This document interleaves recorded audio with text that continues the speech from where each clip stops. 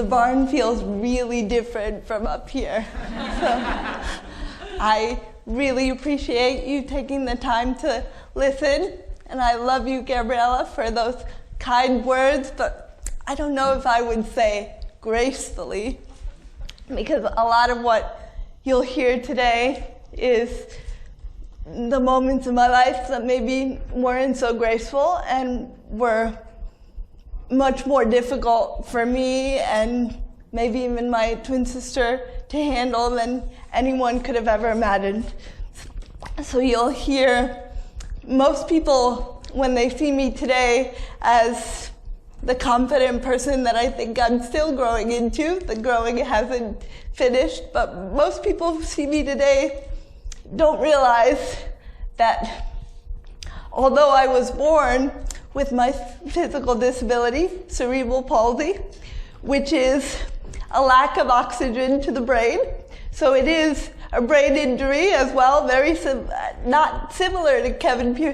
It is a brain injury, but I've had mine since birth, and my twin sister is more severely disabled simply because I was born 9 minutes before her. Usually for twins, that's not typical. So she suffered a longer lack of oxygen to the brain, and that means she's nonverbal, and she uses a special device similar to the technology that Stephen Hawking uses to communicate, and it also means that she needs a little bit more assistance with activities of daily living, as do I.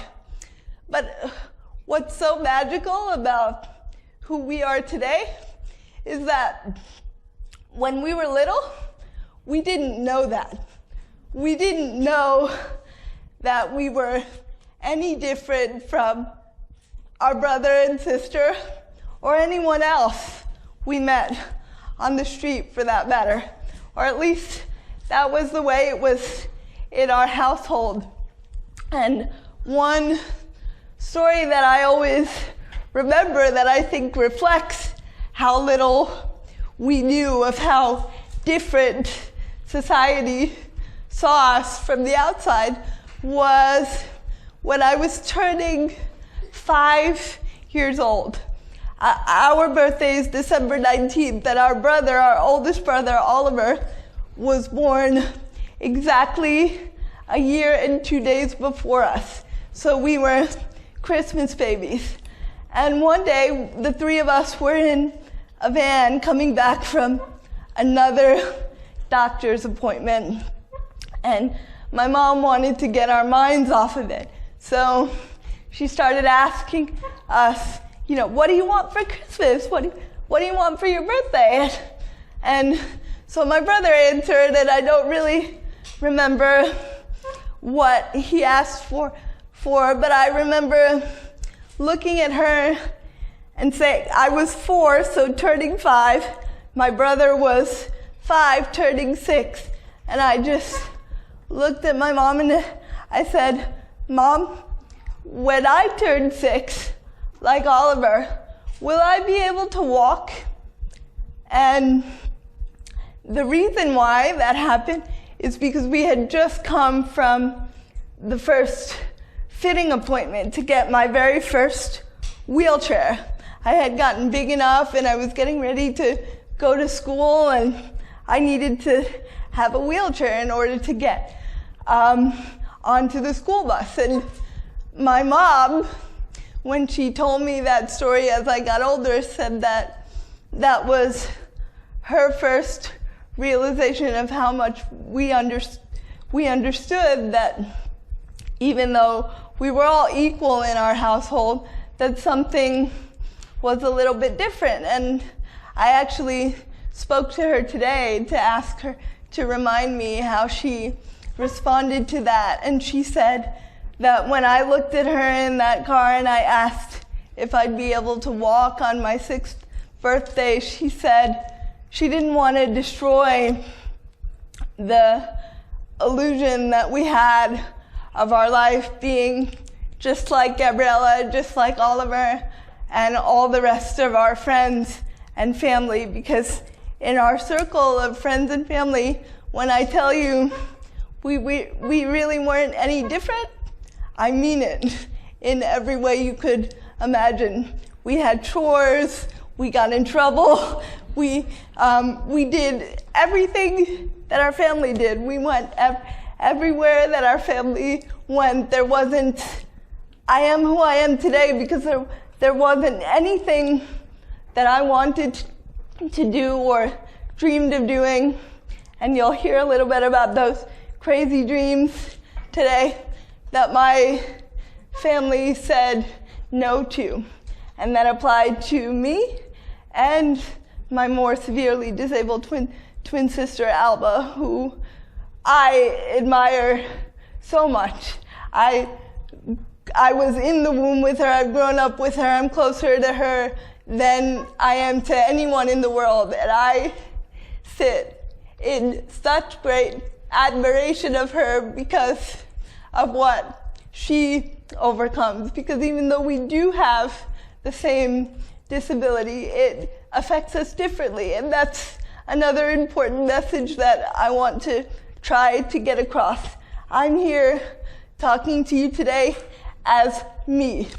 I work with the disability community. I am a pretty well-known advocate because of all the amazing work that my mom has done, but I'm just here speaking about my experience. The disability community is very diverse. Just because you see another person in a wheelchair does not mean that they have cerebral palsy, and what I go through is very different than what someone like Kemen went through, who became disabled later in life after knowing what it was like to be able-bodied. And so someone with any other kind of spinal cord injury or degenerative disorder like muscular dystrophy, they're all disabilities or illnesses or disorders that result in disability, but our experiences are different. So that's one of the things that I hope you take away from this talk today, is that to be curious about all of us. I do hope that you learn from my experience, but the best thing you can do for people like me is not to assume and not to be scared to ask, and to give us the same opportunities and considerations that you would anyone else, because believe me, we do have those same dreams. And another wonderful thing that my parents did is to teach me that my disability is a part of who I am. It's not everything that I am. My wheelchair, the other thing is, people think about devices like this, wheelchairs, walkers, hearing aids. I feel like there's still such a negative connotation around all of these things, around the assistive devices that let us lead our lives. So that's the other thing I'm going to say. I will really feel like we've made some massive changes in our society when my wheelchair is looked at as something that enables me rather than something that disables me, because that's exactly what it does. My wheelchair last month, in July, brought me to the Great Wall of China.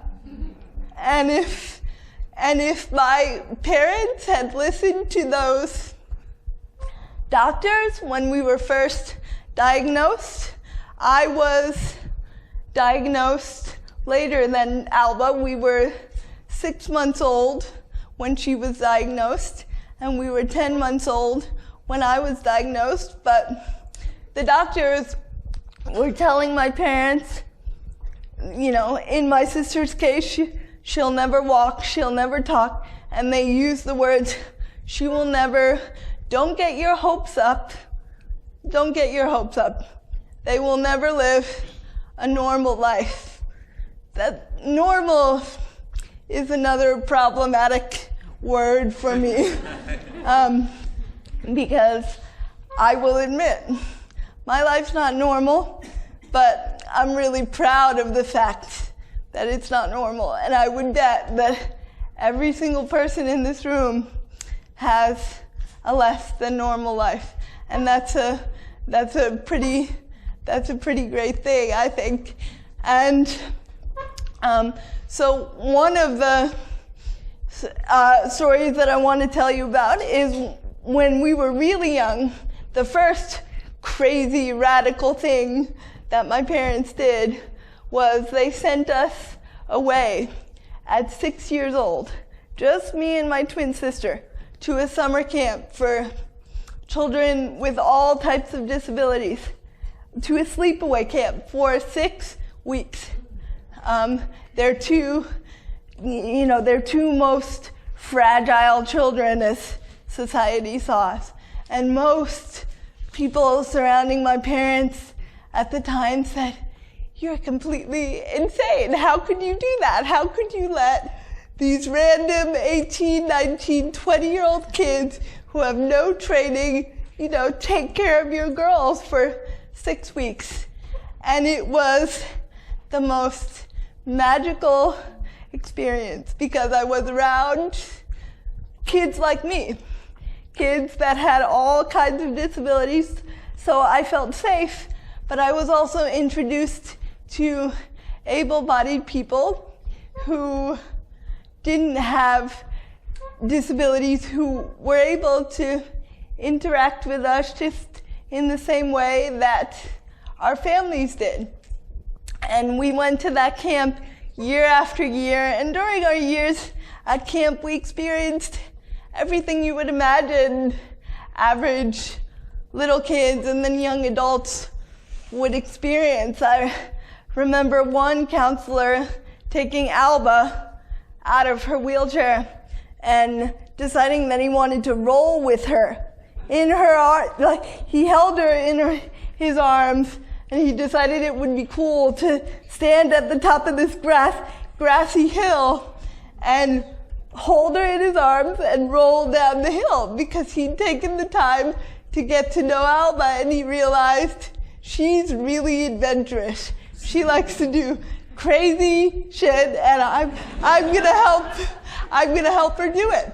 So she was rolling down grassy hills, and I was convincing the lifeguards to teach me a way that I could dive into the pool. So we figured out, because my balance is really crappy, that the best way would be for the lifeguard to hold me over the diving board and to let me bounce on it a couple times, and then he literally just threw me into the pool, and it happened. And most people who would come to our visiting days, I'd be so excited for our parents to come and to show them new things that I was learning.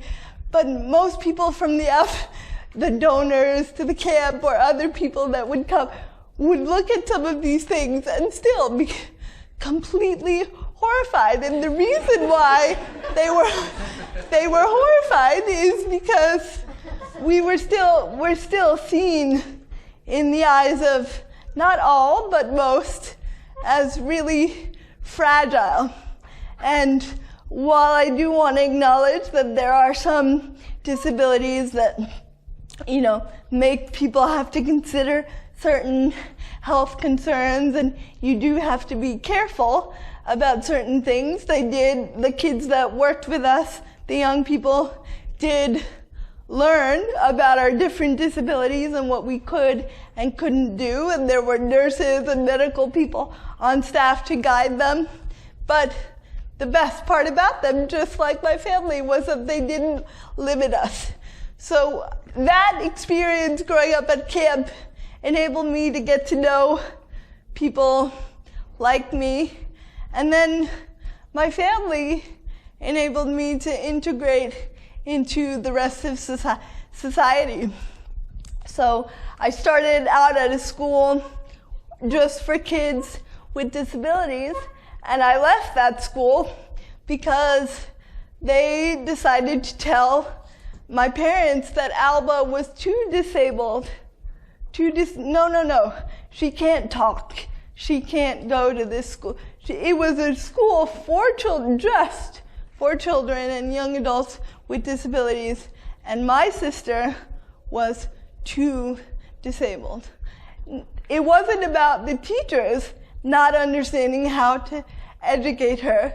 It was about her being too disabled to learn, which I always find very interesting. I think we live in a very ableist society, and I think the cool thing, I think we always have to work. We're expected to work to fit into a society that wasn't built for us. And I think if more of us, more of you, my friends and my allies, think about what you can do to make your world more accessible to me, that would be fabulous. Because I can't do it alone. I can't, and neither can all of us. There are about 54 million Americans, I believe, in the US who are considered disabled. And the definition of what's disabled, I wrote a dissertation last summer, and one thing I learned is it's really hard to define disability because it's such a broad ranging spectrum. So you can do a lot to help us be able to function better in a world that wasn't built for us, instead of always expecting us to conform to your world. And I always remember my mom telling me that story because the principal was so insistent that it was her lack of ability that was causing her not to be able to go to the school. So my mom naturally pulled me out of the school, and I ended up, just by chance, in a regular education classroom, which meant that I was in a class of 35 other kids doing the same, for the first time really, doing the same homework, same assignments, and same expectation. And then once my parents realized that I was succeeding in that way, they approached the Board of Education to integrate my twin sister into a mainstream classroom. And they said no pretty immediately. And so my parents launched, I was around 9 at the time, and my parents had by then launched a legal battle against the Board of Education to try to change this. And around this time, I got a really cool opportunity to go to the White House to participate in a conference called with the newly elected President Clinton. Literally 1 month after he got elected, he decided to bring a bunch of kids to the White House to talk to him about what we wanted to understand more, or what we were worried about in terms of our futures. We could really ask him anything we wanted to. So I have a little clip of what I decided to ask President Clinton at the time. So I'll let you see that. Anastasia, you've had your hand up a lot. Maybe, Mr. President, you'd like to come and sit down Anastasia. for a second. Excuse me for 1 sec, reaching over here. Come and sit here, Sarah. Sarah, you come and sit here if you would. Let the President sit down, I think. Okay.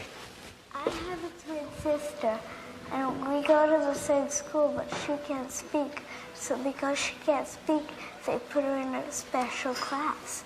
But she uses computers to speak, and I would like her to be in a regular class just like me. Wow.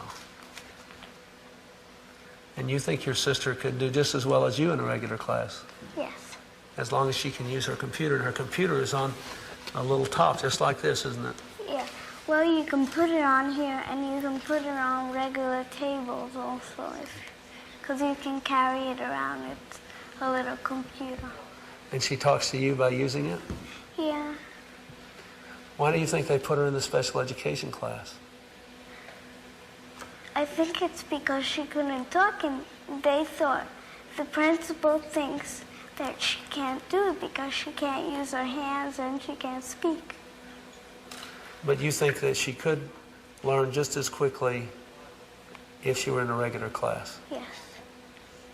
Have your parents asked the principal to put her in a regular Yes. class? Yes. And they said no? The principal said no. Well, you know, as president, I can't do anything about that except to speak about it. But I'll tell you this. I have a friend named Hamp Rasco, whose mother works for me here. And he's now 18 years old. He has cerebral palsy. And he doesn't speak quite as well as you, but he can probably speak a little more than your sister. And I have watched him go all the way through high school and graduate from high school and get his graduation ring. He lives out on his own now. And I'm going to do what I can to help people let all Americans go as far as they can. And I think young people who are working hard to prove they can do this kind of work ought to be given the chance to do it. And I think your sister should be given the chance to show whether she can work in the class or not. That's what you think, isn't it? Yes. You just wanted to have a chance to prove whether she can do it or not, right? Yes. And if she tried and she couldn't do it, then would you support her being in another class? Yes. So you just want your sister to have a chance. Yes. Good for you. Maybe she'll get it because we were here talking about this. I have a feeling. Thanks, Anastasia, very much. Thank you, Mr. President. Let's give her a hand. Wasn't that great? She asked it. Thanks for sticking up for your sister. That's wonderful. So he was right. I only have I'm running out of time, so I'm going to speed through the rest of the story a little, but he was right. She got that chance. As much as he said that day that he couldn't do very much himself directly to help, he found a way, and he and I became pen pals. I started writing to him as a 9-year-old, and he would write back every time. He wrote a handwritten letter to me telling me that he had asked some of his people in the administration to look into my sister's school situation, and by the next September, she was integrated. And after that, the people always ask me what were the struggles after that, or was it smooth sailing after that? No, that's not where the legal battles ended. My mom had to fight for a lot of additional accommodations and to level the playing field in the classroom. And to be honest, now having officially completed my graduate degree from the London School of Economics, I can tell you that I still fight those battles, trying to get the people in education, whether we're talking about primary, secondary, or college or graduate school. A lot still needs to change in terms of thinking about how to educate, thinking outside of the box in terms of educating people like me and my twin sister. So that's a lot of what I do today.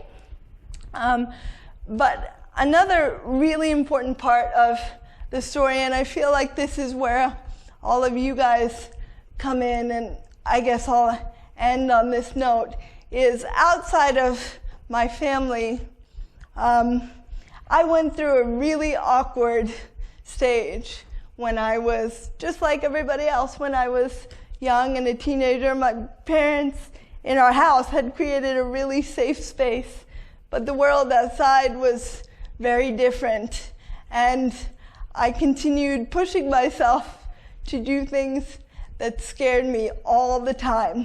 When I was 15, I showed up to this program for kids who'd done really well in high school so far and decided to take some advanced placement courses because I had a teacher that really believed in me.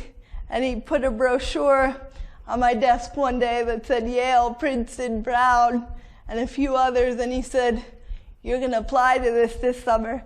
And that summer, not because my family, but some friends changed my life that summer. And one of those friends is at DO this year. His name is Jason. Some of you have probably met him. And so I thank the DO for bringing us back together, because I met Jason at a time when I still believed, as hard as my parents had tried to work, that all people could see was my wheelchair. To the point where when Jason came up and approached me and said hi for the first time, I literally didn't know what to do, because it was the first time that someone who didn't have a disability, who wasn't a member of my family or a counselor at that summer camp, that had talked to me just like everyone else. And in my head, I was thinking, why isn't he weirded out by the wheelchair? Why isn't he being all awkward, right? And I remember not responding for the first few seconds, just because I was so caught up with the fact that he was completely different from me, and yet still talking to me. And I was in that program, I was the only student with a severe disability. And I look forward to a world where I'm no longer the lonely only. I've been the lonely only for a lot of the things that I've done in my life, and I think true progress will be measured not in the laws that we already have, like this year is a special year because it's the 25th anniversary of the Americans with Disabilities Act, and those laws help, but when we go through our daily lives, we're not thinking about laws that are on the books. What matters is conversations like the ones we're getting to have this weekend. And Jason decided to have one conversation with me, and it changed my life. The things that he made me do that summer, I didn't have a reason to believe that I couldn't do them, or that it would be different for me if I tried. But for some reason, I did believe that I couldn't dance, for example, and he was the first one to show me that I could. So if there's any advice that I can give you to leave you with, I would say take the chances that scare you most, because I've gotten the most out of the things that I've been most terrified to try and do. And I've failed at some things I've tried to do. I got rejected from law school, every single one, 2 times running. I applied one year, got rejected, applied another year, got rejected. So you are going to fail, like a lot of other people have said this weekend, but you will gain the most from the biggest challenges in your life. I was terrified to be in China the whole time. The whole time I was terrified, but I knew that experience, just like every other one, would change my life. So do the things that scare you most. Cherish the 5-minute conversations that you have with people. Dance at every chance you get. And don't think about what people are thinking if they look at you, because they're really not looking at you, is what I've learned in my life. And so thanks for having me.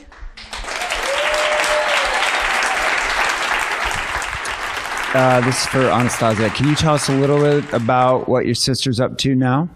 Your twin sister? Thank you for asking that, because I realized during years that I don't leave enough time to touch on that. She ended up spending 4 years auditing classes at Queens College, and she didn't get a degree. That we had a team of people work with her to design a program that she could complete, so she focused most on art because she's an artist, a teaching artist really by profession now. And if you're interested in checking out her work, she does have a website. You can come to me and I can talk to you a little bit more about it if you're interested. But that's what she does now. We found a way to adapt the college experience for her so that she could get that while I was away at Georgetown. And now she is an artist. She paints at an art studio in New York City called Pure Vision Arts. And it's an art studio mostly for artists who are autistic. And she also docent, so she gives tours at museums in New York City, and she teaches art for kids with disabilities in the city. So she's doing so well. Anastasia, what's next for you after school? People ask me that question a lot. And one of the things that I forgot to mention in the speech, as always, you forget a bunch of things you want to say when you're up here. And one of the other guiding principles that helped me, or that I strive to do more, is to live spontaneously. Because another thing about having a disability is always having to plan. We have to plan pretty much everything all the time. So I'm actually kind of proud to sit up here and say that I'm not exactly sure what I'm doing next. I have a lot of dreams for the future. I might write a book at some point. I love to write. So I might go back to my academic roots at some point and tell my story on paper. That would be a lot of fun. Yeah, I might go back to my roots in politics. I studied political science for my undergraduate degree, so there's a chance I may go back to do some political work.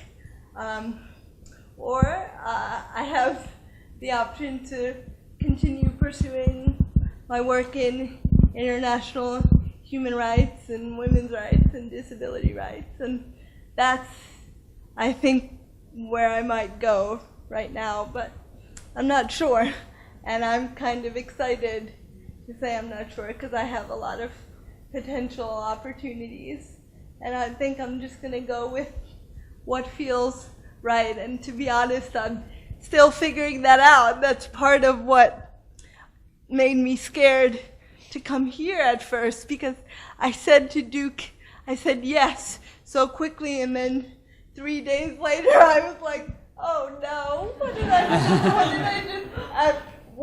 just get myself into? Everybody's gonna get up there and say what they're, talk about what they have already established. And another friend said the most miraculous thing to me before coming here. She said, just remember, you're going to the do lectures, not the done lectures.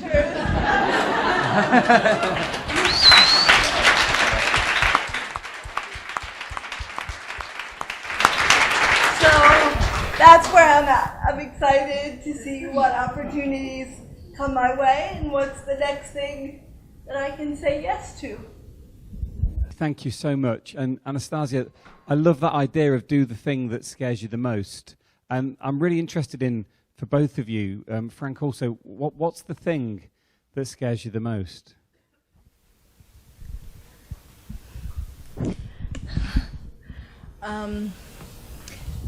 The thing that I guess I can still say it scares me.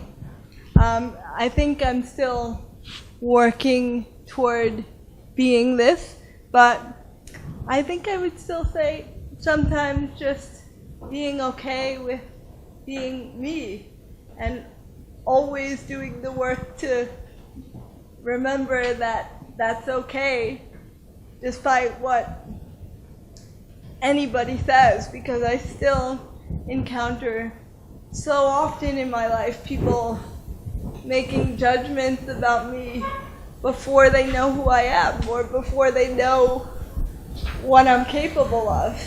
Like I have a master's degree in human rights from the London School of Economics, and I have a resume that goes back to when I was 9 years old, and I really, really, really struggle to get opportunities to work and to get people to put their faith in me in the same way that they would someone who didn't have a disability. So I think the struggle to be me, regardless of what's going on around me, is still something that I work on and that I honestly deal with every day in everything that I do.